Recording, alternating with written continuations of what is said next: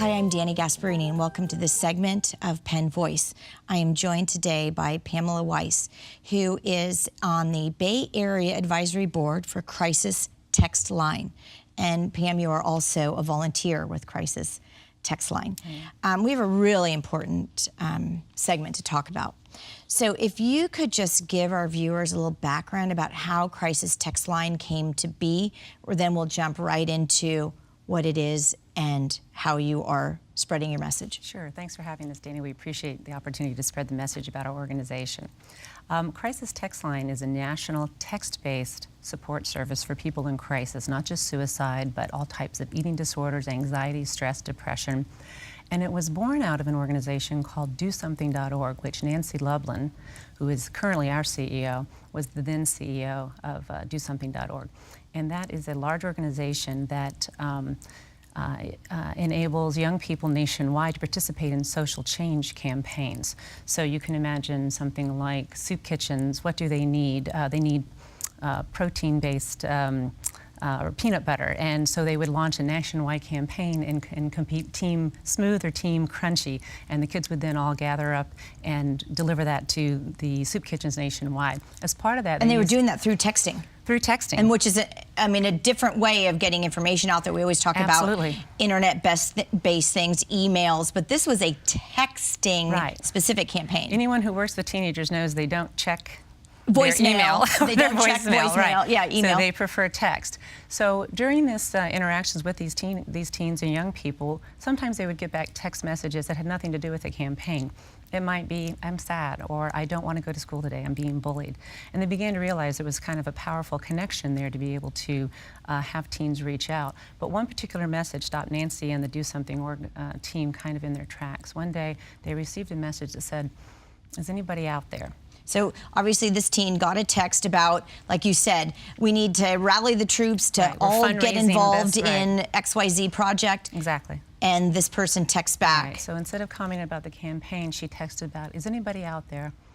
He won't stop raping me. He's my dad. The team obviously was stopped in its tracks. They quickly forwarded her information from RAIN, which is the Rape and Incest National Network, information about how to get help. Continued to try to contact her, but they never heard back from her. And it was a realization that how desperate one must be, and even in the darkest hours, how a young person will reach out via the medium of text. Right. And out of that, they developed Crisis Text Line, an opportunity for teens to communicate about when they're in distress. And they started in just 2 zip codes, and within 4 months they were in area codes, and within 4 months they were in every area code in the United States. Right. And today we have exchanged over 29 million text messages with young people and also older people. It's not primarily, it's primarily for our about 80% of our texters are 25 or younger.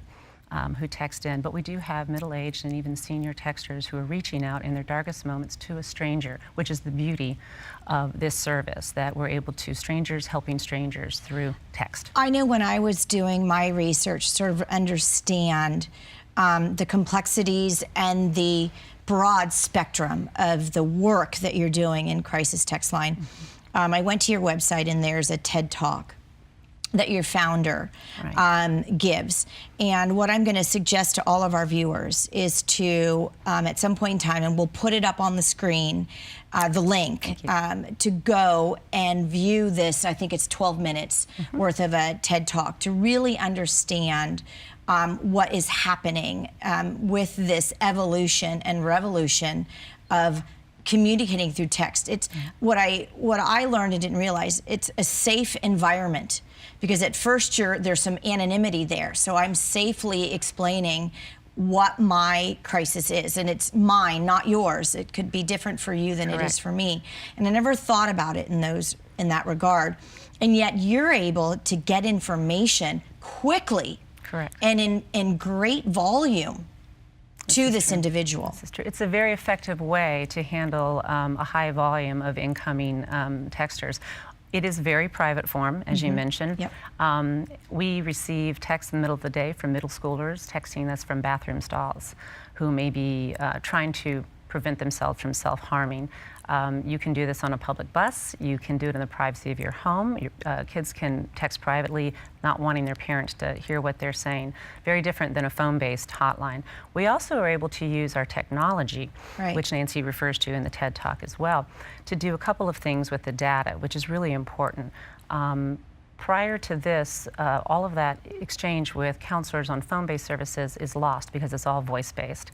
But here we capture the data anonymously and privately, and we're able then to use that analysis to make our counselors more effective, as well as be more open about sharing information in aggregate to the public about when and how and where people are experiencing mental health crises. Right.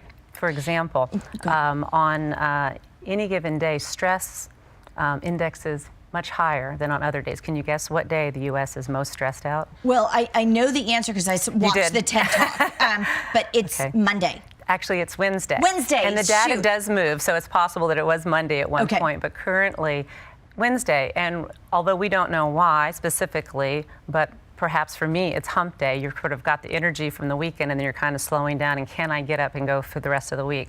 So that's for stress. And then for suicide, the highest day for suicide ideation incoming texters is on Sunday, that overnight, Saturday night to Sunday morning time period. So we can learn a lot of this and use this data then to help educators and mental health experts and school administrations to make better decisions about when to provide support. Right, and it gives you sort of the knowledge of ramp up for additional counselors, understand this is when the call volume or the text volume may come in, or to prepare, like you said, school districts and saying, listen, these are the days in which we know kids, young adults, teenagers are thinking about these kinds of things. Absolutely. The other thing that I thought was real impressive was how you use technology, and when certain text words are used, it automatically puts them in an algorithm that says if someone uses this word, 90% of the time it leads and they're talking about this. And you can get that information to them almost immediately. That's correct. And that's a very different experience from phone-based calling or coming in to make an appointment with your local mental health counselor. Now, we're not therapists. We are kind of first responders, and we receive a great deal of training. And it's our job to get those texters from a hot moment to a cool calm so that we can then talk through collaborative problem solving and eventually get them to reach out and enable them and empower them to help themselves. That's the goal. But in order to do that, it's helpful to use the algorithm to be able to say that someone who is contemplating suicide is put at a higher level of response rate than someone who is saying, gee, I got bullied today, or I'm mad at my mom. Those are two different levels of crises. And we're here, and the service is appropriate for all of those, but we want to make sure. And the technology enables us, and as you said, the flexibility of the efficiency of the system, that we answer 80 to 90% of our incoming texters within 5 minutes of them sending their first text. So you can contrast that to sometimes minutes to an hour wait on a phone-based service in the past. And the data keeps learning, right? So every time you gather data, you continue to learn and make those algorithms much more precise and proficient and efficient. We learn what keywords and what resonates. Words like when we answer a texter, and we try to validate their feelings first of all. So we say things like, it's understandable that you're so upset being what you've just been through. Sometimes just being the listening voice is what is needed, and being a reflective listener. And then we'll say things like, particularly for young people to hear, you know, this is a really smart thing you've done today to reach out. I'm really proud of you. So we found that smart, brave, and proud are some of the highest indicators of satisfied texters, because they will fill out a survey afterwards and let us know how we've done.